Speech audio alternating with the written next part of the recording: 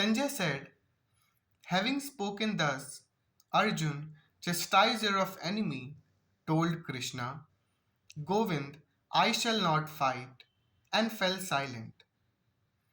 Dhritarashtra must have been very glad to understand that Arjun was not going to fight and was instead leaving the battlefield for the begging profession.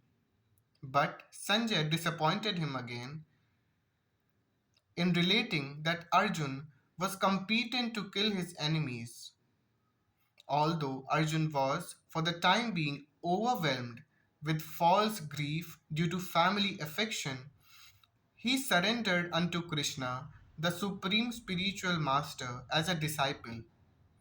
This indicated that he would soon be free from the false lamentation resulting from family affection and would be enlightened with perfect knowledge of self realization or Krishna consciousness and would then surely fight.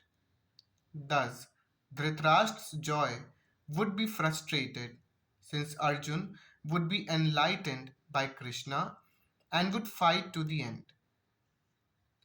O descendant of Bharat, at that time Krishna, smiling in the midst of both the armies, spoke the following words to the grief stricken Arjun.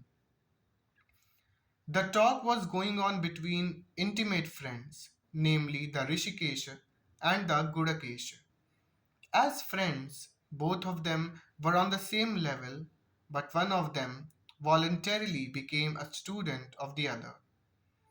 Krishna was smiling because a friend had chosen to become a disciple. As Lord of all, he is always in the superior position as the master of everyone, and yet the Lord agrees to be a friend, a son, or a lover for a devotee who wants him in such a role. But when he accepted the master, he at once assumed the role and talked with the disciple like the master with gravity, as it is required. It appears that the talk between the master and the disciple was openly exchanged in the presence of both armies, so that all were benefited.